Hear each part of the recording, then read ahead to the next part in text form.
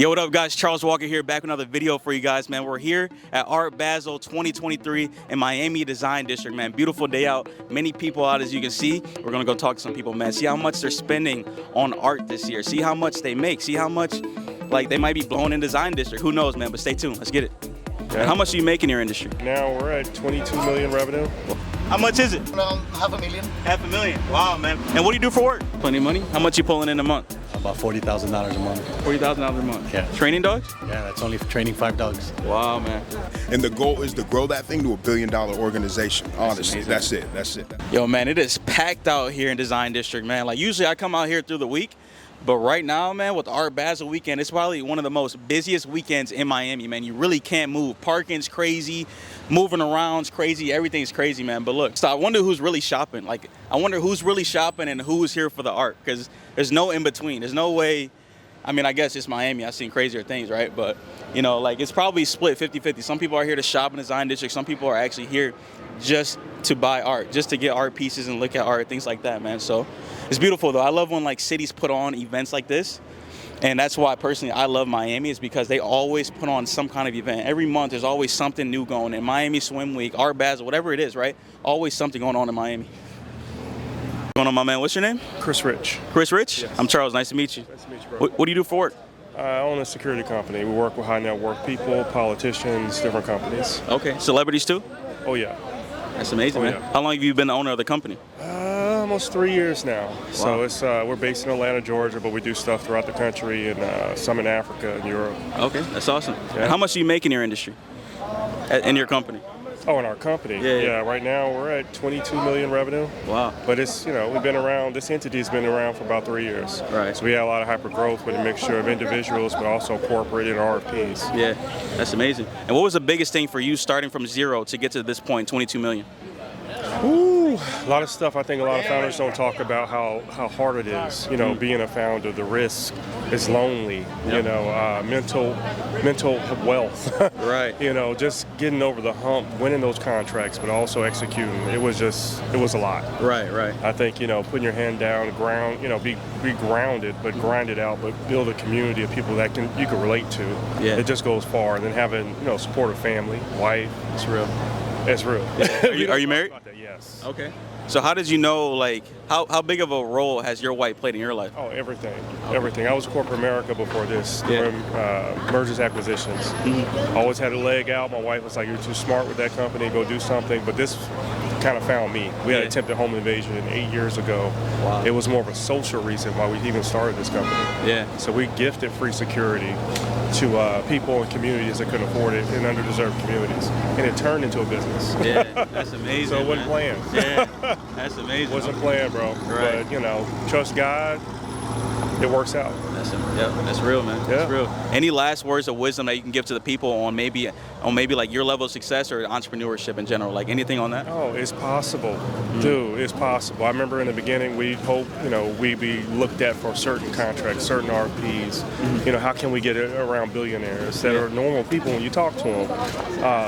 Nothing's impossible. Yep. Like, go harder, go for the bigger contract. People are people. It doesn't matter the title. That's real. It don't matter. That's so real. My man, appreciate you. What is Chris, it? right? Yes. Okay, Charles, man. Nice to Pleasure to meet you. What's This is my YouTube channel. Okay. So that's awesome. From ground. Okay.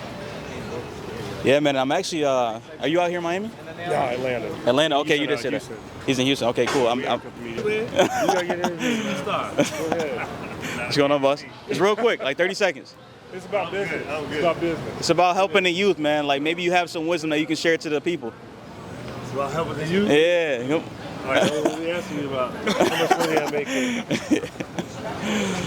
All right, cool. How's it going, man? What's your name? Zach. Zach. I'm Charles, man. Nice to meet you. Nice to meet you, bro. Absolutely. What do you do for work? Venture capital. Venture capital. Yeah. Okay. And how long have you been in venture capital? About 10 years, 12 years. Okay. Wow. And is it your own company now, or like how does it work? Now it is my own company. Okay. Yeah. What was that process transitioning from in venture capitalist to now owning your own company? It meant building a career in venture capital, and then once I felt like I had learned enough, made the right connections, had the right relationships, I could then transition to being on my own. Right. And start my own firm. Yeah. Yeah. Okay. So what is that? Like, what is that process like to become a venture capitalist and like your business? How does all that work? You first got to find a way to break in, which is usually, going to a good school or somehow just learning the finance game, learning technology and how companies grow and scale. How'd you break in? I broke in through commercializing research, like university research. Okay. So research that professors do at large universities, I would work with them to take those ideas and turn them into companies. And so that kind of started me on the path. And then I went to, my first firm, and then the next firm, and then the next fund, and then Okay. So what's the biggest like wisdom you can give people on entrepreneurship, on building wealth in general? On building wealth, the biggest key is invest early. Another key would be get educated, right? Read all you can, learn from others, get advice, get mentors, and then relationships. You got to have relationships. You got to have credibility. People need to know who you are and know that you're serious about what you're doing. Yeah. So how did you develop that trust in people to know that you're the man and that people know who you are, etc.? Time. You gotta get your reps. Get your shots up, be in the gym, and other people who are in the gym will then get to know you as someone who's in the gym doing the work. That's real. You can't just sort of like jump in one day because it's hot or trendy, right? You got to show dedication to the craft, and to some degree do your time, right? Like add value to someone else. So it starts with giving, learning, and then giving, and then eventually you get put on. Yeah, I love that analogy. You don't just go into the gym and then all of a sudden like you up there. No, you got to keep showing up, and then people start to know you as consistency and etc. Right. You can't make a couple layups and think that someone's going to consider you the next Steph Curry, right? You got to be consistent about making layups, and then you start backing out and shooting from longer range, and then you got to do that consistently, right? You can't just have a good one hot night and then think, there are a lot of cold nights when you don't get any phone calls. So Cool. For real. Hey, last question, brother, because my audience, they love numbers, man. What's the most amount of income that you pulled in a single year? Can't tell. Yeah, I can't tell that. I can't tell that. You can't tell it? No. I don't even know if I know the answer, but On a single deal. My best deal went public. It went public for $800 million. 800 million. Appreciate the time, Zach. Thank you. My man. Nice to meet you guys. Absolutely. You guys say these. 800 million, man. Really out here in Miami getting it. I think he's from Houston. The other guy's from, where's he from? Atlanta. Yeah. So cool. What's going on, my man? What's your name? Sean Bullard. Sean Bullard. Charles Walker, man. Nice to meet you. Nice to meet you. Where are you from? Philadelphia. Philadelphia. Shout out Philly. And, shout out Bullard Builders, by the way. Okay. Absolutely. That's what I was going to ask you, man. What do you do for work?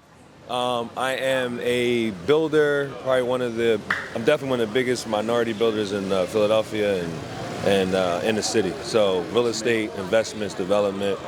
We got also a startup called Zaddy, where we're doing, it's like a Hims for men. Okay. But I trademark and own Zaddy, the term. I'm sure you heard of that before. Yeah. The lady say it. Yeah, absolutely. So that's what I do. That's amazing. So what is that? That's a clothing brand then? It's going to be skincare, supplements. It's about bringing women and men together. It's called, the slogan is "Be more than a man," so to be the ultimate man. Yeah. And I love that, man. So how did that find you specifically?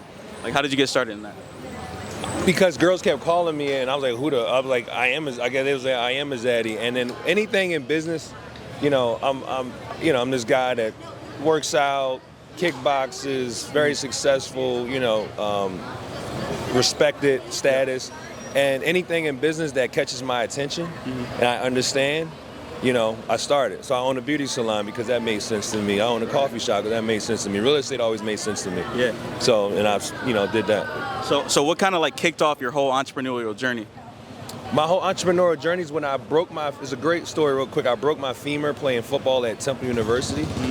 And at that moment, it let me know that the NFL is not, I don't want to miss out on marketing. Take Louis out. Market, your last name is your best brand. Absolutely. It broke my femur playing football, dirty play, playing University of West Virginia on a blitz play. I'm strong safety. And at that moment, it let me know that the NFL is not guaranteed. And we don't realize that growing up, especially in the black community, and I read Rich Dad Poor Dad, and it changed my life. And I started seeing money different, and I bought my first property at the age of, I don't know, like 23 or 24, made it a frat house, and and now almost 2 decades later, here we are. Yeah. That's amazing. Yeah, absolutely. That's kind of similar to me, man. It's like when football didn't make it for me, like didn't work out for me, I just got straight into entrepreneurship. Man. Entrepreneurship. You got what's this right here? What's the name of your? Yeah, man. So we shoot content, man. We talk about like what people do for work, and it's very important that you told your story because that lets people know that it could be like the slightest thing that might kick off their journey. It's the slightest thing that kicks off your journey, and then also now I'm getting into not just fitness, but like ultimate like health. Yeah. People with diabetes, people with high levels of high blood pressure, men, you stress, your pound don't work, when you want it to. Yeah. And that's a part of what Zaddy is going to be as well, to let us know what is really affecting men so we can be the best version of ourselves. So I'm very passionate about that as well. Yeah. And that came from me having a slight health issue when I thought I was Superman. So it's always a little thing that triggers you. A broken leg triggered me to build a 8-figure real estate empire and to continue to grow. And you want to help people. I tell it as if you put everybody before you, you still put yourself first. So if I put my customers before me, if I put my workers before me, if I put my tenants or whatever you're in before you, you pay your bills before you pay yourself, it will come back to you, and then who does it benefit? You. Yeah. So that's the biggest mistake that I see a lot of people make. They want to, as soon as they get some wealth, they want to go out and buy a fancy car. They want to do this. You got to do it for why are you doing it other than money? Exactly. You know what I mean? Yeah. And that's your money. So guys used to be like, Sean, I had an Aston Martin. I had guys that had an Aston Martin, Rolls Royce, a Bentley, and I used to be like, bro, my address is my Bugatti. So this address is that Bugatti, this address is a F12, that address, and those guys are suffering right now, and I'm continue to climb. Yeah. Because they were focused on the wrong thing. Focused on the wrong thing. Same thing with my friends that went to the NFL. I wanted to be the guy that was ascending. I'm 42. I wanted to be the guy that was ascending while they were going up, not trading in my Ferrari at 31 because I can't play no more. So real. And the life is about a long haul journey. Yeah. You know what I mean? So yeah. And like you said, man, it's important people know that because especially in the black community, because we're the first to show off, flex, whatever. It's nothing wrong with this to a certain extent, but you have to be already built up first before you can go splurge on that stuff. Like you said, this crib, that's my Ferrari. This crib, this is my Bugatti. So what last words of wisdom can you give to the people? One of the last words of wisdom is I gave y'all one gem, which was put everybody before yourself, and then even though you're putting everybody before yourself and you're last, you're still first. Another thing is be patient. It pays to be patient and to have tunnel vision. You have to be patient, and what I mean by that is understand 10 years is warp speed. I can remember when I was 20, I remember I was having my 30th birthday. I remember I was 30, I was having my 40th birthday. Yep. But in front of you, everybody wants to get rich right away. Everybody, the journey is the richness. Yep. That is the richness, so don't live below your means. You don't want to buy a place or buy a car and all this other stuff when you're supposed to be spending money on yourself. Investing in yourself is even more important than investing in things. And you will start to see yourself accumulate and grow as a person, grow your business, and it'll keep going. And also study your fucking craft. Yep. So many guys, Sean, I'm on your heels. I'm like, all right. I used to be the guy to be like, you know what? Cool, man. I hope you do make it this and third. Yeah. But when you start learning the data and whatever, it's like these motherfuckers will never get to my level because they don't dive in it. You gotta sell out. Yeah. Sell out. I don't listen. I love Meek. Shout out to Meek. I love rap. I love all that. Yeah. But I don't listen to them when I'm in my car. I listen to podcasts and ebooks. I don't listen even when I work out. I'm listening to YouTube. That's real. Start training yourself to knowledge. We got the knowledge at our fingertips and we're not using it because we're worrying about stupid dances on TikTok and this, that, and the third. have tunnel vision, get the right people around you, and you'll be fine. It's real, man. Appreciate the wisdom, brother. My man. I hope I was one of the better interviews. Absolutely, man. You got real wisdom, bro. All right. Man, this is awesome, man. Literally walking into all walks of life out here. I just talked to these guys from Romania, a couple guys from Philly, Houston. People are from all over right now at this time of year in Miami, man. So let's keep going. Let's keep getting some more interviews. My man, am I doing an interview? What's going on, boss? How you doing, man? What'd you say? Good, good. You mind if we do a quick interview? Let's do it, bro. Hey, tell me about this car, man. Aventador Aventador? How much is it? Probably around $500,000. $500,000. Wow, man. And what do you do for work? I own Jan Life Exotics. What is it? Jan Life. Gen Life. Jan Life. That's it's a amazing. concierge company. Okay. And how'd you get started in that? 20 years ago. 20 years? Yeah. How? From bottom. From the bottom. Yes. That's amazing, man. What advice do you have for people on working their way up to the top? Just find something that you really like and try to make money out of it. Absolutely. That's real. So find something you love first. Of course. I love it, man. Hey, nice to meet you, boss. Take care.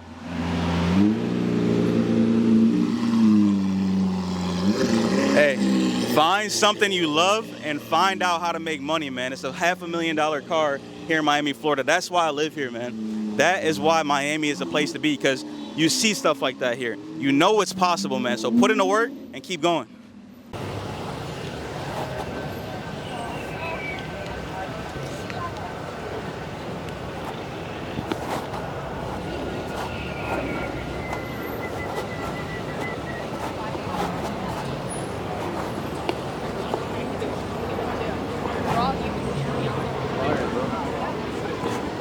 Are you a model for the art?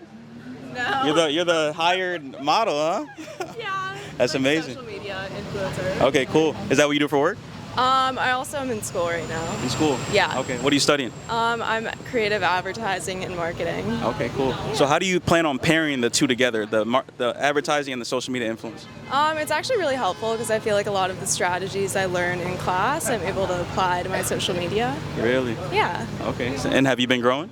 Yeah, I have. I've been doing it for about a year now. That's Definitely slower, but Yeah. I have a lot going on, so. So what do you love about social media marketing, social media influence? It's a good creative outlet from just sitting in school all day, and I'm able to express my love for fashion and just my lifestyle. Absolutely. So, yeah. And obviously it's an amazing career, but what little thing do you maybe hate about it? I'm pretty bad with consistency. Yeah. I just really like school, so I enjoy studying and stuff, and sometimes I'll forget about my social media channels. So it's hard finding a good balance between the two. Absolutely, but it's worth it. Yes. It's amazing. Yeah. Are you buying any art right now? I'm not. You're not? You're just out here looking good in front of the art, huh? Yeah. That's about it. Yep. That's amazing. Well, what's your page?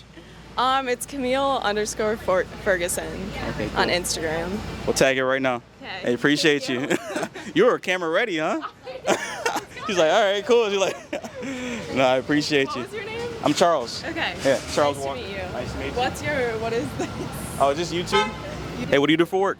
I'm a lawyer and entrepreneur. Lawyer and entrepreneur? Yeah. Okay, that's amazing. How long have you been a lawyer? Almost 20 years. 20 years. That's amazing, man. Thank you, And brother. what kind of what do you pursue in entrepreneurship? I started my own law firm, and we kind of do other things too, like develop our own tech products and things like that. But Okay.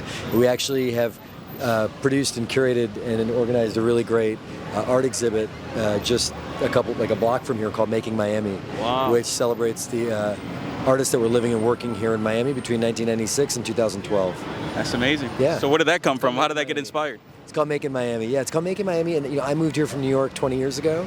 I only thought I was going to be staying here for a year for a job right after law school, and met my wife in the first 6 months, and ended up staying here ever since. And this is really trying to tell the story of what it was like in the creative community back then, because we believe that what was going on back then actually sort of inspired and sort of laid the groundwork for this amazing global city that we see today. That we have now, exactly. Yeah. That's amazing, man. Yeah. You're one of the lucky ones, huh? Found your wife 6 months in. Yeah, man. That's crazy. I know, man. Yeah, right. Even a broken clock works twice a day, right? Yeah. So how important of a role has your wife played in your life?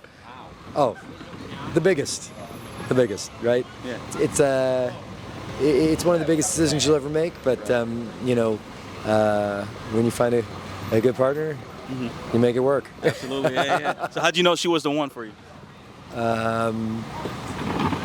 It's just a feeling, my friend. Yeah. I think that's one of the magic things about being a human being. Absolutely. You just sort of know when you know. Just kind of feel it. You just kind of feel Absolutely. it. Yeah. Any last words of wisdom that you can give the people on like life advice, entrepreneurship, just anything? Build meaningful relationships that last a long time.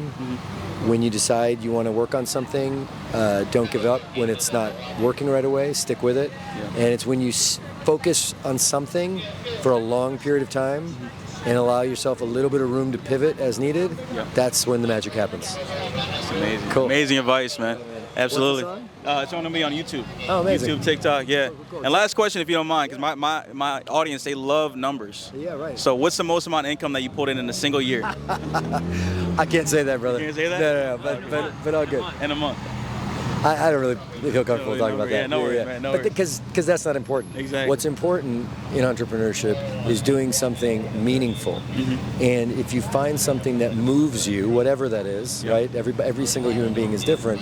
When you find that thing that moves you, right? And you're doing something that is authentically meaningful to you, you'll make all the money in the world. Right. The money's a byproduct. Money's a byproduct of being authentic and being focused on something that is meaningful to you. Hey man, that was a great interaction right there, man. My boy, my guy, he owns a art exhibit right around the corner, man. So we're definitely gonna check that out before we get out of here, man. But really humble guy, man. I love the advice that he gave at the end too, man. It was very real. It's like the money does not matter, right? Because like I said, the audience, they love to hear numbers, right? Why do people love to hear numbers? I'm gonna give you guys what you guys want to hear, but why do you guys want to hear numbers? It's about the meaning behind it. Find something that you love. Find something that you can be passionate about day in and day out, because that is what increases like the focus. That is what increases the passion, right? And then the money's just a byproduct, man. And when you find something that you love and you go all in on it, the money's just gonna flow to you, and you're gonna have so much money you're not gonna know what to do with it, right? So find out what you love, pursue it with everything, man, and I promise you, you will come out okay. What do you do for work? I'm a professional dog trainer here in Miami. That's amazing, man. And how did you get started in that career? I started when I was 14 years old and kind of fell into it as a hobby, and then it became a job. Right. Started working for different companies, and I just started doing big things in it. Nice, man. Is it good money in it? Plenty of money. Plenty of money? How much you pulling in a month? About $40,000 a month. $40,000 a month? Yeah. Training dogs? Yeah, that's only for training 5 dogs. Wow, man. That's amazing. So with this career, like how much have you learned? Like how much have you changed as an entrepreneur? All that? Well, you know, training dogs is a life-changing experience. It's a lot of lessons learned that you learn in life that you learn how to apply. Right. What I've noticed in dog training is that you meet people that have a lot of skills that they're missing. By training a dog, you're going to understand how to apply that in life. Like what kind of things do you learn? Operant condition, learning how to apply consequences, learning how to direct things at the moment, not hold them in. Right. I go back home and then get frustrated on it, and then learning how to communicate with people. Yeah. A little bit of patience too. Patience, that goes a long way. That's all based on patience. Right. Learn how to live the moment, learn how to live and solve problems, and then just live with it. Absolutely. So what's this camera setup? What are you doing out here in Design District right now? Well, what I do as a hobby, so through the business, photography, I live around the corner. Okay. So taking advantage of the street photography, Proximity, and then just playing around. Yeah. So you're getting pictures of like art, people, like what do you? Just random people, cars, dogs. Yeah. Just random stuff. You don't make any money off photography. You just do it as a passion. No money whatsoever. This is just my passion. Like I said, I live across the street. Yeah. So I like coming out here and hanging out. Any last words of wisdom you can give to the people on entrepreneurship, life advice, anything? Well, there's going to be a lot of issues you're going to come across. Learn from those moments. Understand that there will be problems. Grow with it, stick with it, and never quit. It's amazing, brother. I appreciate your time, my man. Thank you. Nice to meet you. Yo, there's really not too much extra art out here. Like it's little things like this, but I think Design District is a cool place because it's already art in itself. You know, it's like they didn't really have to do too much because it's already a very artistic place, and it just kind of tells you. Oh, here go Drake right here. My dog Drake pulled up. What up, Drake? My man. But yeah, man, like it's already artistic place. It doesn't even they didn't even have to do too much, and it's still popping. People are still pulling up here, you know? Wait, can I be on this side? Yeah, whatever works. Thanks, bro. You got a good side? This is my good side. You got a good side. My man walked away, came back because he wanted this outfit on camera, man. Love it. Can you tell me about it? I'll tell you everything. It's giving Smurf. Okay. Smurf Executive. Yeah. I got my Balenci bag with the Marilyn Manson on it. Okay. Some Marni. You know, some Doro, some Gucci's. I love it. Who inspired it, man? You put this all together yourself? Yeah, I mean, I've been doing fashion for over 20 years, so for me, it's more of an identity than a trend or, you know, whatever's popping right now. Right. So it's just built into your identity right now? Yeah, for sure. And definitely music. Music is like the force of it all, you know? So it's easier to style when you have an idea of a song or like, you know, I don't know. What kind of music do you produce? I don't produce music, but I listen to a lot of good music. I got, I don't know. I like techno, house, goth, industrial, everything. Right. Pop. So that's where it all stems from, and then your style kind of comes afterwards. Yeah. Gotcha, man. So how did you know you wanted to become an artist?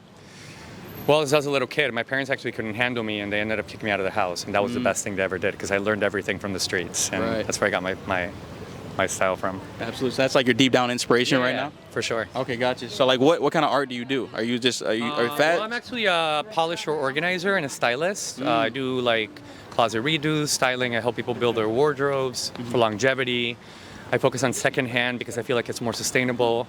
I feel like we can rotate fashion really well that way. I feel like, yeah, we buy some key pieces at the stores, you know, but in the end, you wear things 3 times, 4 times, and then you're done. So I kind of come in and I help people, you know, archive and let go of what's not, you know, what's as not good in, right now. Yeah. Put in basically the best outfit for what you have, like using your resources kind of thing. For sure. That's amazing. What's the biggest celebrity you've ever worked with as a stylist? Well, right now I'm working with Tucker from Sophie Tucker. He's great. I love his style. He's really easy to work with.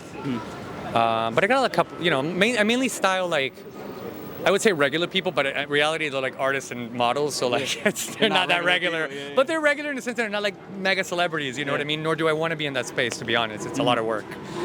Shout out to all my friends who are styling celebrities right now, though. I get it. Absolutely. That brings me to my next question, man. How much do you make in fashion right now in styling?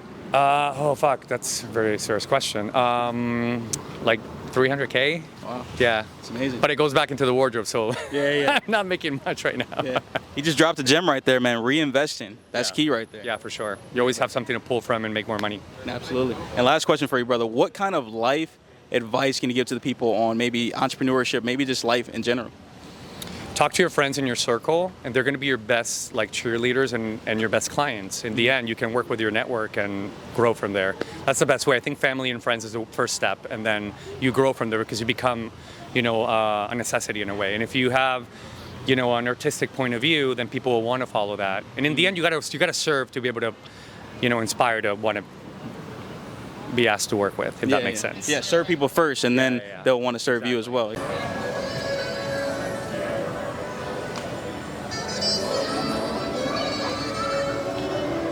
This art out here is different, man. It's really Miami and the art, man.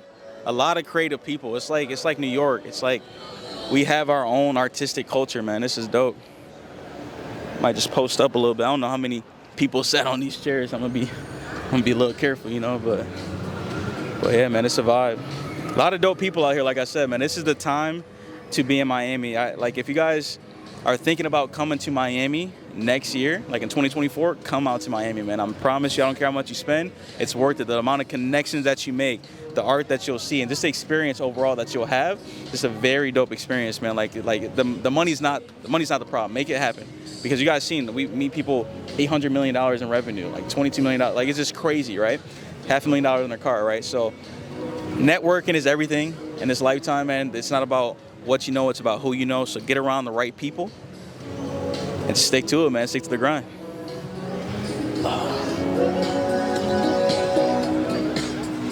How long have you been an artist? 1 year. 1 year? Yeah. Okay. And how did the career path find you? How did it find me? I was challenged by someone to paint something, and I started painting, and it brought back all of these like suppressed memories of art that I think I always loved. Is it raining? Yeah, a little.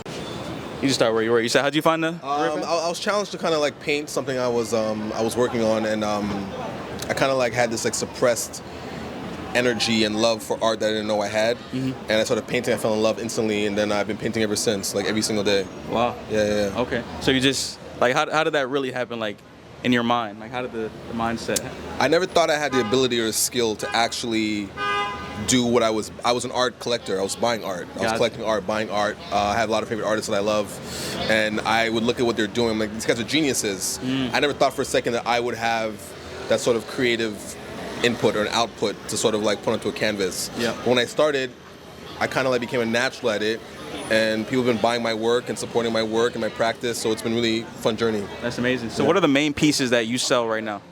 The main pieces, I have a series called Pieces of a Man, which is a reflection on identity, a reflection on code switching, layering of how complex we are as humans. It's a self-portrait series, and then Pieces of a Family. People have been buying those works for me. Absolutely. Okay. And what advice would you give to other artists out there? Don't be obsessed with growth. Be patient. Everything takes time. When you get obsessed with growth and you want to build, you want to grow so fast, you kind of lose the mark. So just work on the work. I think a lot of times people don't see the value in working on the actual work.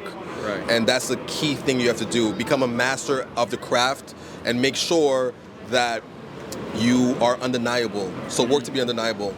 So really put that work in first. A lot of people, they chase the money and they chase all the other stuff. Yeah, the money will come eventually. That's like money's the easy part. Like honestly, like money is the easy part.